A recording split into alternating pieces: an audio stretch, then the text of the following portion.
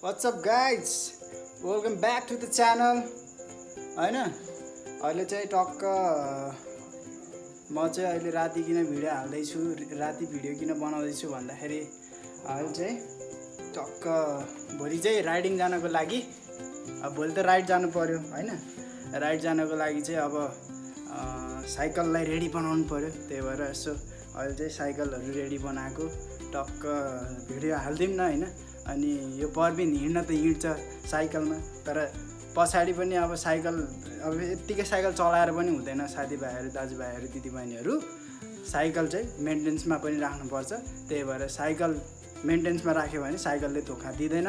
त्यही भएर साइकल चाहिँ आफूले चलाउँदाखेरि जहिले पनि सुरुमा चेक गरेर रेडी बनाएर भोलि राइडिङ जाने भने चाहिँ अहिले बेलुका नै अथवा दिउँसो नै त्यसको त्यो राइडिङ जानुभन्दा अगाडि नै साइकल चाहिँ टक्क हेरेर टक्क मिलाएर बनायो भने भोलि आफूलाई राइडिङ जाँदा सजिलो हुन्छ है। त गाजीहरू साथीहरू त्यही हो। अब भिडियोलाई अन्त्यसम्म हेर्नु है। यसो मेन्टेनेन्स गरेको, यसो साइकलहरू यसो पुसपास गरेको, चट्ट यसो चेक गरेको है त साथीभाइहरू। ल त है त अब सी यू इन द अब काममा।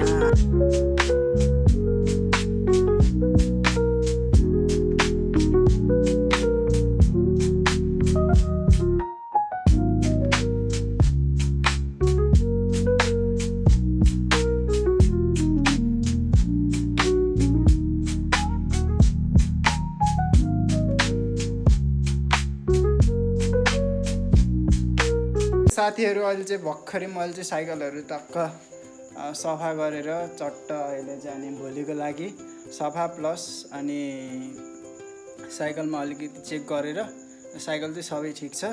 अनि अब चाहिँ हल्का एउटा दुईटा सेटअप गर्न बाँकी छ। सेटअप भनेको चाहिँ अब त्यो चाहिँ भोलि गोप्रोको लागि गोप्रोबाट सर्ट लिनु पर्यो। त्यसको लागि एउटा सेटअप बनाउँदैछु। त्यसमा त्यो बनाएर अनि अलिकति पेडलमा प्रब्लम छ, त्यो पेडलको फिक्स गरेर त्यसपछि हाम्रो साइकल भोलिको लागि। तपाईँलाई मेरो साइकल मन पर्यो भने लाइक दिनु होला हैन। अनि यसमा के पार्ट्सहरू युज भएको छ त्यो म अहिले भन्दिनँ। यदि तपाईँहरूको कमेन्ट गर्नुहुन्छ भने साइकलमा कस्तो कस्तो सामानहरू युज गर्नुपर्छ अनि एउटा राइडिङको लागि प्लस एउटा स्टन्ट साइकल बनाउनको लागि कस्तो कस्तो साइकल बनाउनु पर्छ भन्नुभयो भने चाहिँ टक्क तपाईँहरूलाई म भन्छु। कमेन्ट गर्नु होला। तपाईँहरूले कमेन्ट गर्नुभयो भने म कमेन्ट हेर्नेछु। यदि कमेन्टमा दाइ बनाइदिनु पर्यो, अब भाइ बनाइदिनु पर्यो भन्नुभयो भने चाहिँ मैले त्यो साइकल चाहिँ के सामान युज गर्नुपर्छ त्यो पनि म भन्नेछु है साथीहरू। तर अहिले चाहिँ मैले फिक्स गर्नुपर्ने भन्ने कुरा यहाँ यो हो, यो एकदम प्रब्लम भएछ यहाँ। यो खास त यो फेर्नै पर्ने हो हैन। अनि त्यो कुराहरू चाहिँ अब बनाउनु पर्ने छ अरू चाहिँ। अनि ठिक छ, टायर पनि अलिकति चेन्ज गर्नै पर्ने छ। अनि अर्को नयाँ कुरा भनेको चाहिँ यो साथीहरू, मैले तपाईँलाई एउटा सर्ट्स पनि हालेको थिएँ। त्यो सर्ट्समा चाहिँ मैले टक्क फोन अड्काउने, त्यो चाहिँ फोन अड्काउने। तर यो चाहिँ अहिले टक्क मसँग एउटा गोप्रो होइन, यो त डिजिआई हो, गोप्रो पनि छ। यो चाहिँ टक्क यहाँ चाहिँ यसरी हाल्नुपर्छ। अनि यो चाहिँ म आफैले होइन टक्क यो टेक्निक लाएर बनाएको होइन, आफ्नै क्रिएटिभिटीमा। अब क्रिएटिभिटी भन्दा अलिकति टेक्निक अलिकति लगाइदिउँ न। किन खर्च गरेर मान्छेहरूले चाहिँ यहाँ ह्यान्डल माउन्टहरू किन्छन् होइन, खर्च गर्ने सकेसम्म धेरै खर्च गर्नुहुन्न होइन।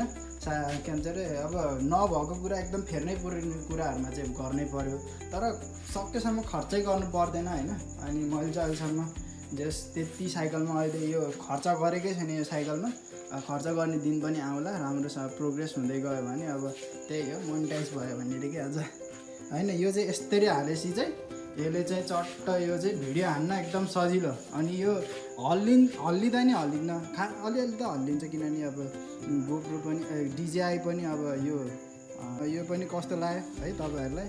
अनि मैले एउटा दुईवटा सामानहरू एउटा अहिलेसम्म खर्च गरेको भने यो स्टिममा योमा मात्रै हो, अरू केही खर्च भएको छैन। त्यही हो, अब यो दुईवटा फिक्स गरेर चट्ट राइडको लागि चाहिँ हामी रेडी हुन्छौँ भोलि चाहिँ है।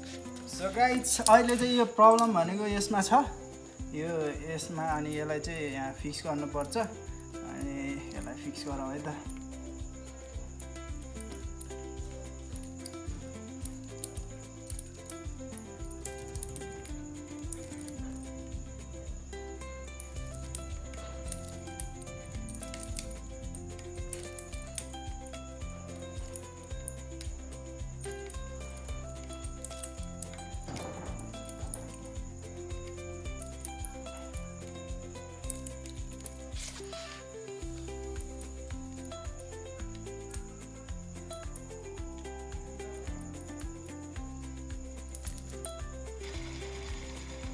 सो ल त्यही हो है गाइज, यो पनि अब भइसक्यो, अहिले त प्रब्लम छैन त्यस्तो होइन। अब उताको त ठिकै छ होइन। अनि यो चाहिँ खास भन्ने हो नि साथीहरू, एकदम पुरानो हो यो, लगभग यो साइकल भयो होला तपाईँको चाहिँ नि, यो साइकल चाहिँ कति भयो होला तपाईँहरूको विचारमा? यो साइकल चाहिँ जे होस् लगभग कति भयो, 7, 8, 9 वर्ष अथवा 10 वर्ष त भयो होला साथीहरू होइन, आई गेस है, मलाई ठ्याक्कै एक्ज्याक्टली थाहा भएन।